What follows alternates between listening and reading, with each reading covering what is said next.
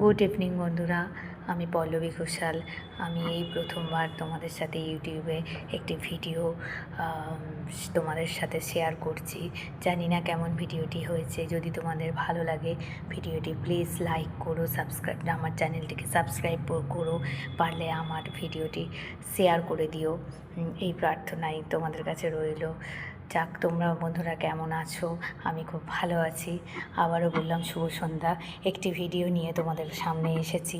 এই ভিডিওটি হচ্ছে 6ই মার্চ শুক্রবার সন্ধ্যাবেলায় এই ভিডিওটি আমি করেছিলাম। এটি একটি বিয়েবাড়ির ভিডিও, বিয়েবাড়ির প্রবেশ পথের ভিডিও।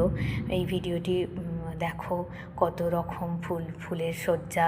ভিডিওর প্রথমেই শুরুতেই দেখবে দ্বাররক্ষী দাঁড় করানো আছে। সেই দ্বাররক্ষী প্রবেশের পথে দ্বার খুলে দিচ্ছে, আবার বন্ধ করে দিচ্ছে।